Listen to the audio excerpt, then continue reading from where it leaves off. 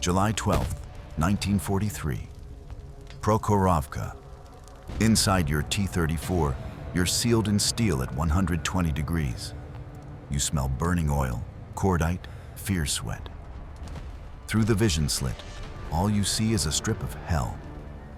That's where Sergeant Dmitry Volkov was when he watched a man burn. The figure walked between the tanks, breathed head to toe in flames, orange and white hot, consuming nothing. No fuel source, no smoke, just constant fire.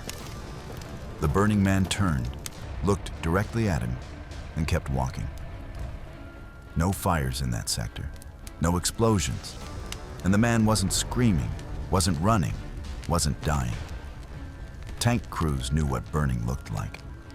This wasn't that. 6 crews saw him that day during the largest tank battle in history. Over 36 hours, 78 soldiers from both armies reported the same thing. Men on fire who wouldn't die. This is what happened at Kursk.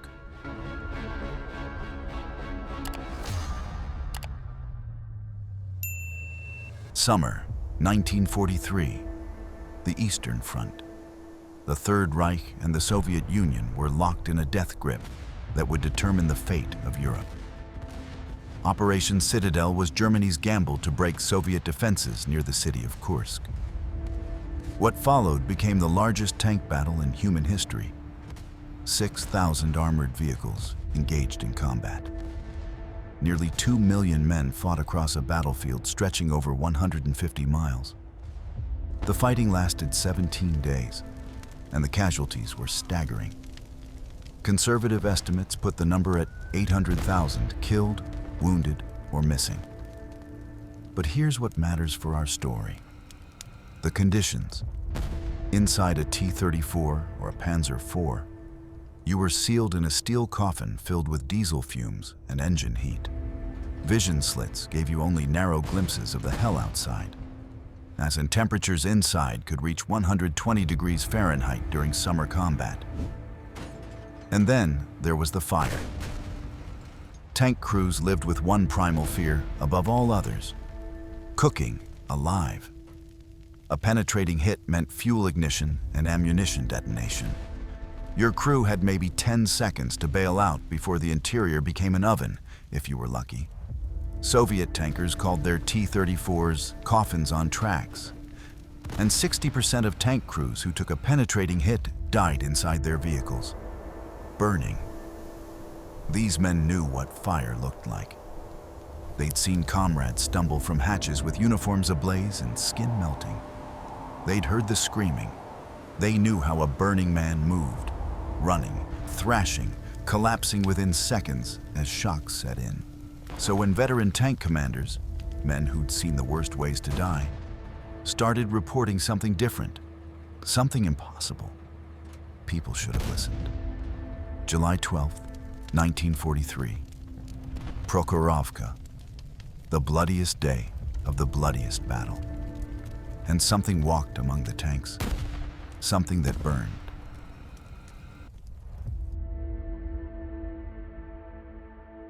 Sergeant Dmitry Volkov had been watching the smoke for 3 hours. Through the narrow vision slit of his T-34, the world was reduced to a horizontal strip of gray and orange.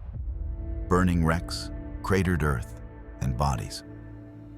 The engine idled while his crew sat silent inside the steel box, breathing diesel fumes and watching their sectors. Volkov pressed his eye closer to the slit, scanning the killing ground to the east. Movement.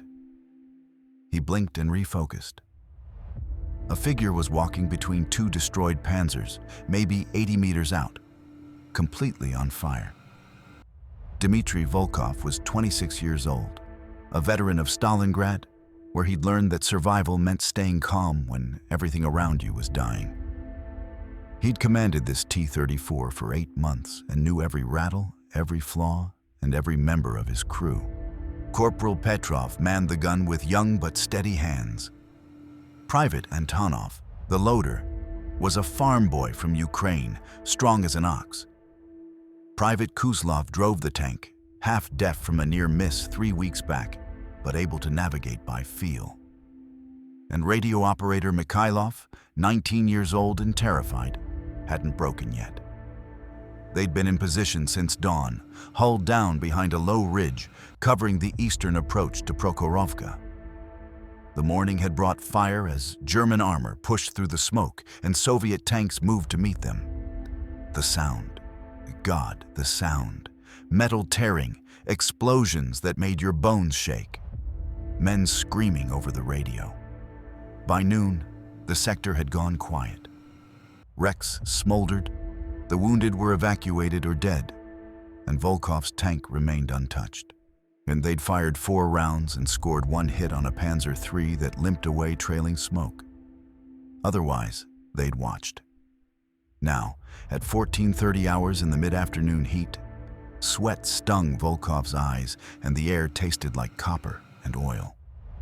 He scanned his sector methodically, left to right and back again, looking for infantry, anti-tank teams, anything that might kill them. That's when he saw the figure. At first, Volkov thought it was a German soldier, wounded and stumbling. But no. The figure walked steadily and purposefully, and the fire. Orange flames wrapped around the shape from head to foot, bright and consuming, but not consuming. Volkov had seen men burn. In Stalingrad, he'd watched a flamethrower team get hit by return fire. The operator's fuel tank ruptured, and the man became a torch, screaming and running in circles before collapsing within 20 seconds, dead within a minute. This figure had been in Volkov's field of view for at least 30 seconds already, walking without running, making no sound, no screaming, just walking. "Petrov," Volkov said quietly. 11 o'clock, 80 meters. "Tell me what you see." The gunner shifted to his periscope. "Commander, I see smoke, multiple wrecks, between the 2 Panzers, the burned out ones. Look there." A pause. Then Petrov's voice came quieter. I see movement." "Describe it." "A man, I think. Walking. He's... Commander, is he on fire?" "How long have you been watching him?" 10 seconds, maybe 15. "He was burning before you looked. At least a minute now." "That's not possible." Inside the tank, the temperature felt like it dropped 10 degrees. Radio operator Mikhailov spoke up, his voice young and frightened. "Comrade Sergeant, I can see him too, through my slit." 3 men now, all watching. The figure continued walking west to east, parallel to their position, maybe 70 meters out now. Volkov forced himself to analyze what he was seeing with clinical detachment. Height, normal, perhaps 1.7 meters, average. Build, impossible to tell through the flames. Uniform, couldn't identify. The fire obscured everything. Gait, steady and measured, each step the same length as the last, not stumbling, not thrashing, moving like a man on patrol. The flames themselves were wrong. Orange, yes, but too bright, too consistent. Real fire flickers and dances, changes intensity with wind and fuel. But this fire burned at a constant rate, like it wasn't consuming anything, like it was just there around the figure, part of it. Antonov, the loader, spoke up with his older, gruff voice. "Comrade Sergeant, what is that?" "I don't know." "Should we report it?" "Report what? That we're seeing things?" "We're all seeing it." "I know." The figure walked between the 2 destroyed German tanks, passing through the space where the kill had happened, where Soviet rounds had punched through Krupp steel and turned men into meat. It didn't avoid the debris or step around the shell craters, just walked through everything. 60 meters now, close enough that Volkov could see the flames clearly. No smoke trail. That was the detail that made his chest tight. Fire creates smoke, always. Burning flesh, burning cloth, burning anything produces smoke. But this figure produced none, just pure flame, clean and bright. Kuslov, in the driver, spoke for the first time, his voice rough. Comrade Sergeant, I served with a flamethrower company in '42. Seen every type of burn there is. And? That's not fire. What is it? Don't know. But fire doesn't burn like that, not for that long, not without fuel, not without... He trailed off. Keep watching, all of you. I want confirmation this is real. It's real, Comrade Sergeant, Mikhailov said, barely audible. Then we watch. 50 meters. The figure stopped, just stopped walking and stood there in the middle of the killing ground, burning. Volkov's hand moved to his sidearm on instinct, a stupid, useless instinct. What would a Tokarev pistol do against whatever that was? The figure turned to 90 degrees with the precision of a drill movement and faced directly toward Volkov's tank, directly toward his vision slit. Volkov could see it clearly now. The flames wrapped around a humanoid form with arms, legs, torso, and head. But where the face should be was darkness. Not shadow, not obscured by fire. Just absence. A hollow space where a face should exist, empty. And Volkov knew with absolute certainty that made his skin crawl that it was looking at him. Seeing him through the flames, through the steel, through everything. Comrade Sergeant. Petrov's voice was a strangled whisper. I see it. It's looking at us. I know. Should I fire?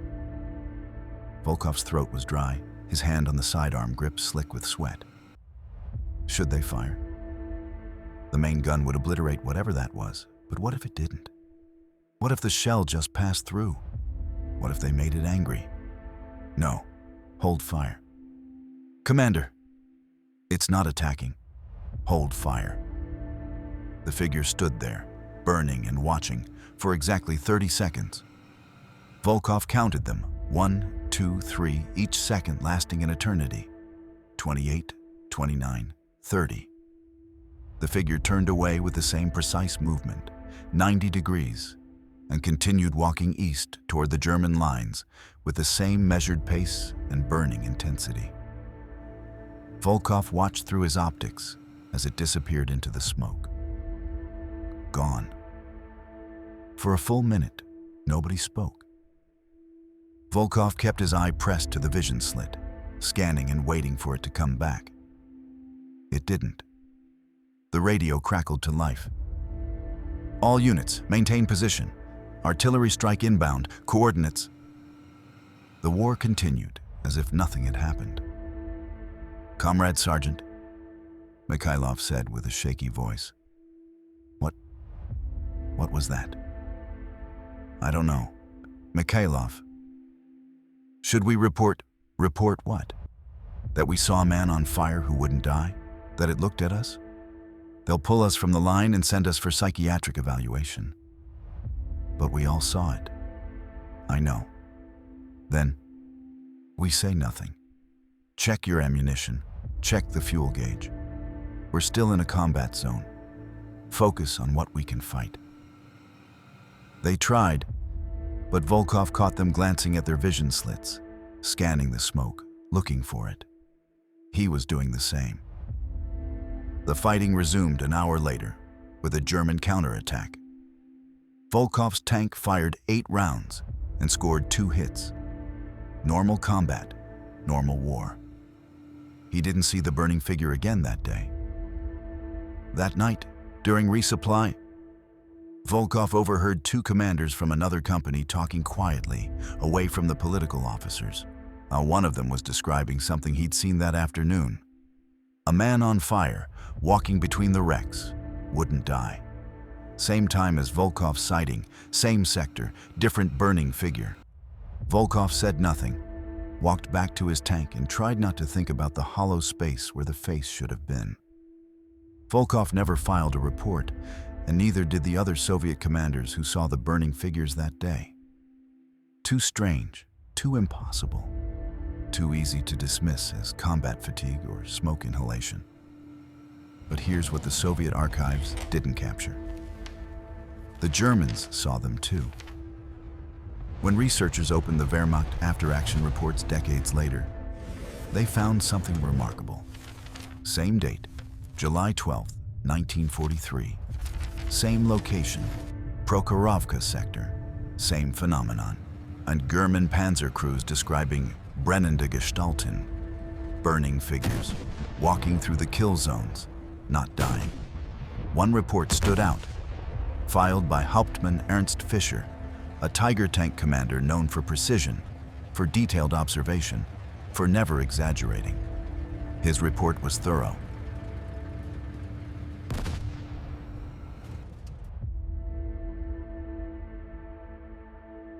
Hauptmann Ernst Fischer had been observing the battlefield for 4 hours.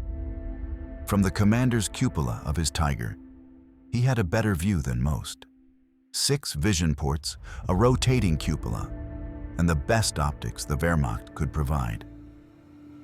He'd used them to count 19 destroyed Soviet tanks, identify 3 enemy observation posts, and track the movement of at least 2 Soviet infantry companies.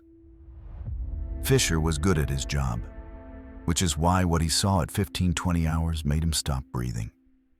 3 figures walking in formation across the killing ground, all 3 completely engulfed in flames. Ernst Fischer was 41 years old for a panzer commander. He'd fought in France, North Africa, and now the endless Russian steppe. A professional soldier, not a Nazi fanatic, not a coward. Just a man who'd learned that survival meant observation, a discipline, and never panicking. His crew reflected that discipline. Obergefreiter Klein, the 43-year-old gunner and former schoolteacher, could place a round through a vision slit at 800 meters. Unteroffizier Bauer, the young but strong loader, could cycle rounds faster than any loader in the company. Gefreiter Hartmann, the quiet and efficient radio operator, never missed a transmission. And Fahrer Schmidt, the 26-year-old driver, could feel the terrain through the Tiger's controls like it was an extension of his body. They'd been in position since noon, hull down on a low rise 3 kilometers south of Prokhorovka, on overwatch, watching Soviet approach routes and calling in targets for artillery. The morning's fighting had been brutal, as the Soviets threw wave after wave of T-34s at the German lines. Fischer's Tiger had engaged at long range with 7 confirmed kills and 1 probable. By 1500 hours, the sector had gone quiet. Smoke drifted across the battlefield, wrecks smoldered, and the dead lay where they'd fallen.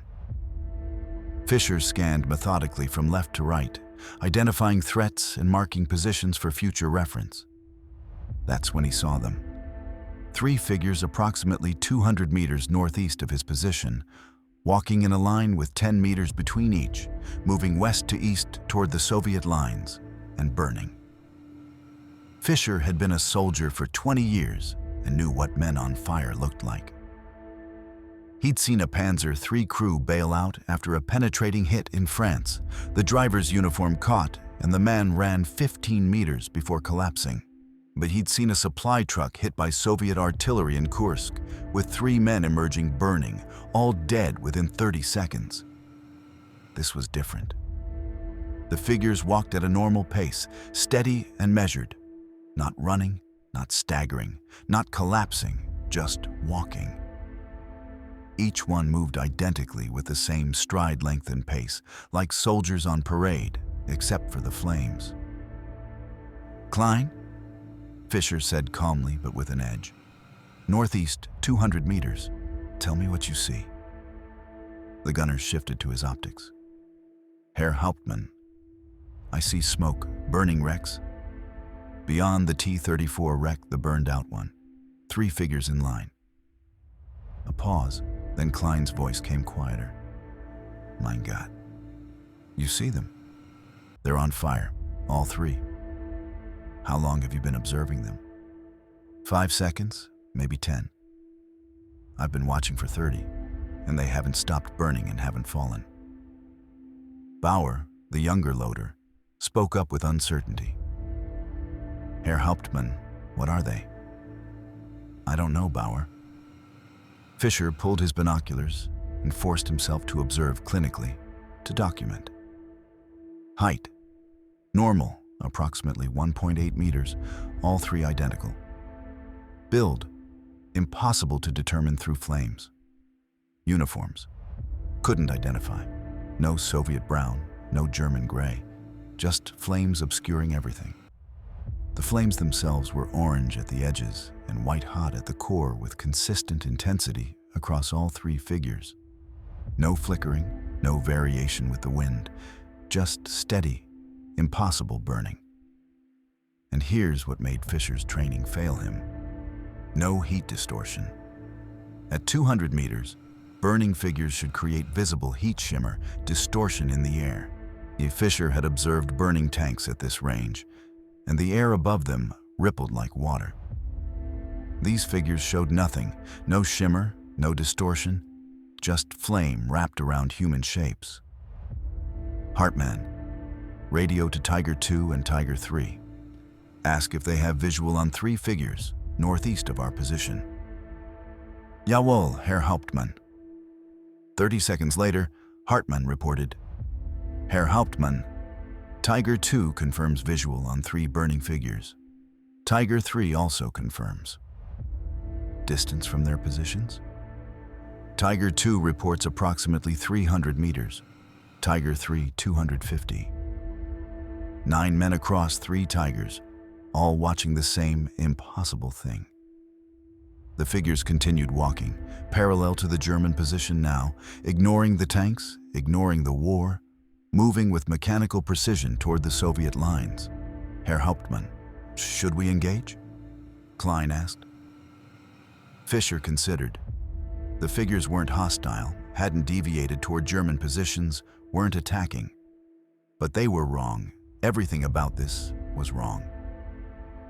Bauer, load high explosive. Loaded, Herr Hauptmann. Klein, warning shot. 50 meters ahead of the lead figure, ground impact. 50 meters ahead. Jawohl. Target acquired. Fire. The 88mm cannon fired with a massive boom that echoed across the steppe. The round impacted exactly where Fisher had called it, 50 meters ahead of the lead figure. Dirt and debris fountained up and smoke billowed. The three figures didn't react, didn't flinch, didn't stop, didn't alter course.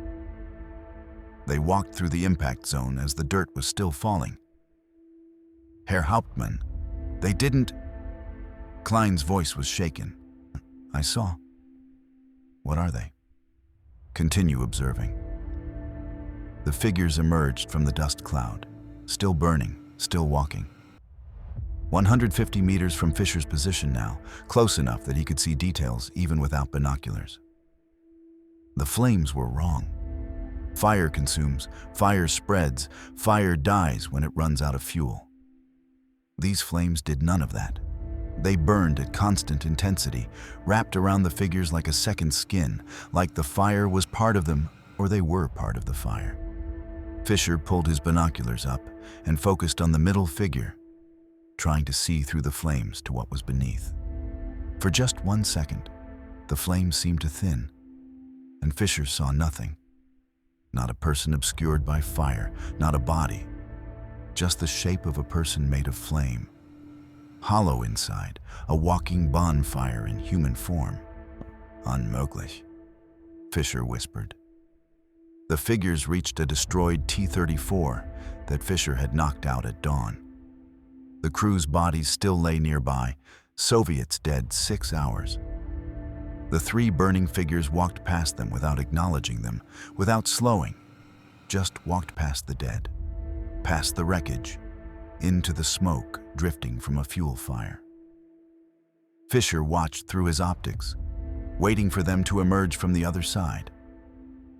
They didn't. The smoke thinned after 2 minutes with clear visibility beyond, but the figures were gone. For a long moment, nobody in the Tiger spoke. Herr Hauptmann, Klein said carefully. Did we just see? Document the time, 1547. Document the observation. 3 unidentified figures, engulfed in flames, walking east toward Soviet lines, observed by Tigers 1, 2, and 3. No hostile action. He'd disappeared into smoke. Should I report to battalion? Yes, exactly as I stated. Nothing more. The battle resumed an hour later. Fisher's Tiger engaged 4 more Soviet tanks before nightfall. Normal combat, normal war. He didn't see the burning figures again. But 30 years later, when a military historian found Fisher in a small town in Bavaria and asked about his Kursk report, the old man's hands shook as he described what he'd seen. No heat distortion, he said. That's what I couldn't explain. Fire creates heat, heat creates shimmer. Basic physics. Those things broke physics. Volkov watched from inside his tank. Fisher observed from his cupola. Both at distance, both protected by armor. What happened to Lieutenant Alexei Petrov was different, because his tank was disabled, because his crew was dead, and because when the burning figure appeared, he was standing in an open crater, alone with nowhere to run. July 13th, 1943. The day after Volkov's sighting, the day after Fisher's. The burning men were still walking, and one of them came for Petrov.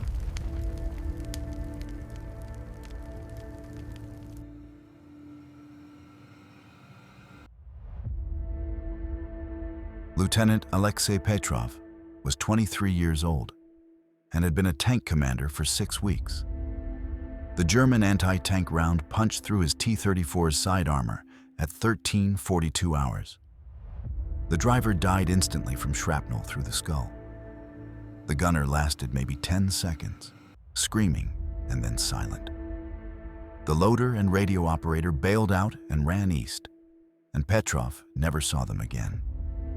He crawled through the commander's hatch, dropped into a shell crater 5 meters from his burning tank, and lay there shaking with ears ringing, tasting blood and smoke.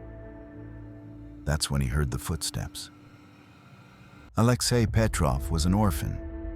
His parents died in the siege of Leningrad during the winter of '42 from starvation.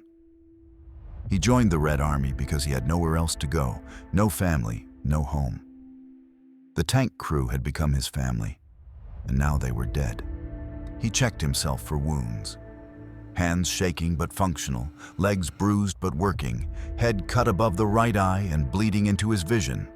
Tokarev pistol still in holster with 7 rounds. The crater was maybe 2 meters across and half a meter deep. German and Soviet bodies lay nearby, dead since morning and already starting to bloat in the July heat. His tank burned 20 meters to the west with black smoke rising. To the east lay open ground. 200 meters to the Soviet lines, might as well be 200 kilometers. German infantry were somewhere to the north. He'd heard them advancing 15 minutes ago. If they found him, he'd be captured or killed. He should run, should try for Soviet lines, but his legs wouldn't work yet. The impact had rattled something loose inside him. Just need a minute, 1 minute, then run. And the footsteps continued, steady and measured, coming from the north. Petrov pressed himself against the crater's edge with his pistol up, watching the rim. German infantry, had to be. The figure appeared at the crater's edge, not German infantry. The figure stood at the rim of the crater, 3 meters away, burning from head to foot with flames wrapping around a human shape. Orange at the edges, white at the core, so bright Petrov had to squint, but not hot. That was the first wrong thing. At 3 meters, fire should be unbearable, should sear the skin and make the air shimmer. Petrov felt warmth like standing near a stove. Comfortable almost, not the inferno he was seeing. The figure didn't move, just stood there at the crater's edge, looking down, looking at him. Petrov raised his Tokarev with a hand shaking so badly he could barely aim. "Stay back," Petrov said hoarsely. "I'll shoot." The figure didn't react, didn't speak, Didn't move, just burned. Petrov's finger tightened on the trigger. 7 rounds, center mass. Even shaking, he couldn't miss at 3 meters. But something stopped him. Not mercy or confusion, but pure animal fear that whatever this was, bullets wouldn't stop it, might make it angry. The figure stepped forward, down into the crater. 1 step, precise and deliberate. Now 2 meters away. Petrov scrambled backward until his back hit the opposite crater wall. Nowhere left to go. What are you?" Petrov asked, barely audible. No answer. The figure took another step. 1 meter. Close enough now that Petrov could see details. The flames didn't flicker or dance. They moved, yes, but wrong. Like they were painted on or projected, not consuming fuel, not spreading, not dying, just there. Constant and impossible. And through the flames, Petrov forced himself to look, to see what was inside the fire. Shape. Human with arms, legs, torso, and head, all the right proportions. But the details, the face, where eyes should be, were voids, empty spaces like someone had cut holes in reality. Where a mouth should be was more darkness, a vertical slit longer than a human mouth, and it was opening, not wide, just a crack. And from that crack came a sound. Breathing, but wrong. Too slow, too deep, rasping, in and out, but no chest movement, no rhythm matching a human. The sound came from the slit, the mouth that wasn't a mouth, slow and methodical, like something remembering how breathing worked, practicing it. "Off, please," Petrov whispered. He didn't know what he was asking for. Mercy, understanding, for it to leave, for this to not be real. The figure moved closer, 1/2 meter, arm's length. Petrov could have reached out and touched it. He didn't. The heat, or what should have been heat, increased slightly. Still not burning, still not unbearable, just wrong. Like the warmth of something that had been alive once, but wasn't anymore. And then the figure raised its arm slowly, so slowly. The burning arm extended with hand, reaching toward Petrov's face, fingers spreading. Petrov pressed himself against the crater wall with pistol forgotten and mind blank with terror. The hand came closer, 10 centimeters from his face, 5. Petrov could see through the flames now, could see the hand, and it wasn't a hand. It was the shape of a hand, the outline, but made of nothing. Darkness, absence. The flames wrapped around an emptiness, a human-shaped hole in the world, and it was reaching for him. The artillery barrage saved his life. German guns targeting the Soviet position to the east. The first shell landed 30 meters away, and the concussion wave hit the crater with dirt, debris, and smoke. Petrov threw his arms over his head and curled into a ball as more shells fell closer, the Germans walking their fire across the field. The world became noise and pressure and terror. When Petrov looked up, the figure was gone, just gone. No footsteps leaving, no shape disappearing into smoke. One moment reaching for him, the next, an empty crater. Petrov alone. He lay there for what felt like hours, might have been minutes, might have been seconds. Time didn't work right anymore. Eventually, then he heard voices. Soviet, his own side, a recovery team collecting the wounded and looking for survivors. "Over here, crater, someone's alive." They found him curled at the bottom, shaking with eyes wide and unresponsive. "Comrade Lieutenant, can you walk?" Petrov tried to answer, but couldn't speak, couldn't move, just stared at where the figure had been, where it had reached for him.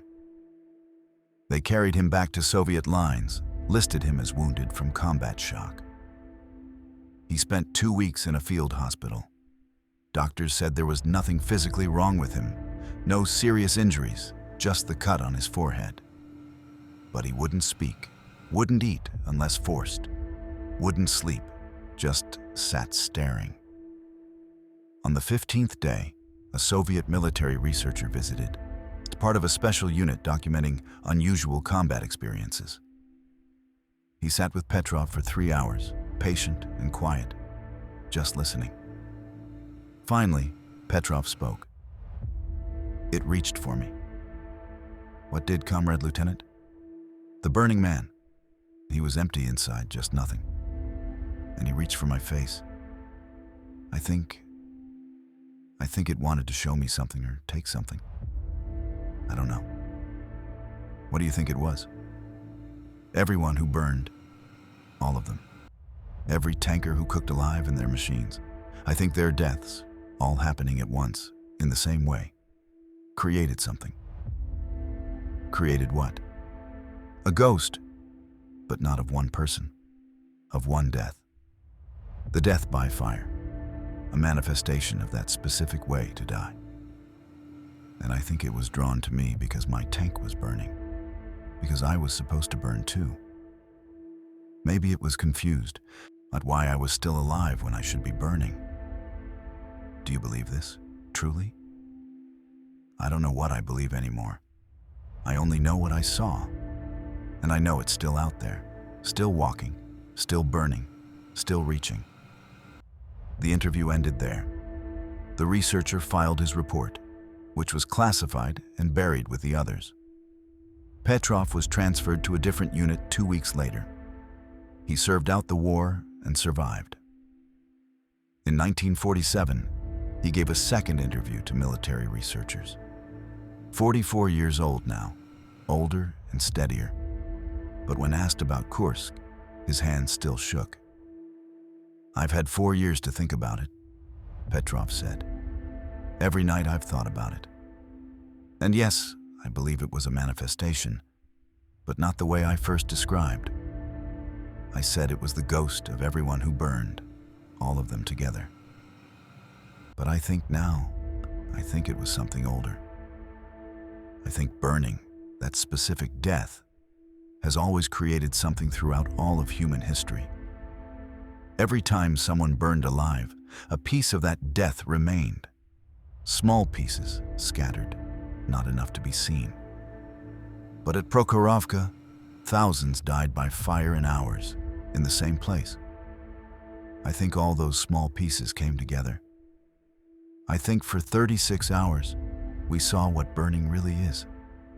Not just a way to die, but something that exists, something that hungers, something that remembers. That's a disturbing theory, comrade. I was 5 meters from its face. I saw what it was, or what it wasn't. The hand that reached for you, what do you think it wanted? I think it was confused. My tank was burning, my crew was burning, everything around me was burning. But I wasn't. I think it reached for me to understand why. Why was I still alive when I should be burning? Sometimes I wish I'd let it touch me, just to know, to understand. But I think if I had... He paused. I think I'd still be burning. The interview ended there. The researcher filed his report, which was classified and buried. Alexei Petrov died in 1989 at age 69 from natural causes. According to his daughter, he never spoke about the war except once near the end. Fever from pneumonia made him delirious, and he kept saying the same thing. It's still reaching, still reaching.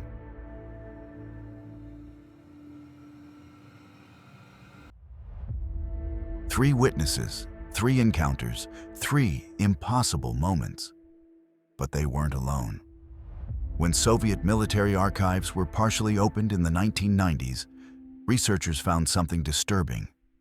47 separate reports from Prokhorovka, all filed between July 12th and July 14th, 1943, all describing the same phenomenon. The German Wehrmacht archives held 31 more. Same dates, same location, same descriptions. 78 total witness accounts from trained soldiers. tank commanders, artillery observers, infantry officers, and combat engineers. Men who'd seen death, who knew what burning looked like, who understood the difference between reality and hallucination. All reporting figures engulfed in flames, walking through the battlefield, not dying. All dismissed, all buried in classified files, all preserved, when the reports showed a pattern. Time frame, 36 hours, from noon on July 12th to midnight on July 13th.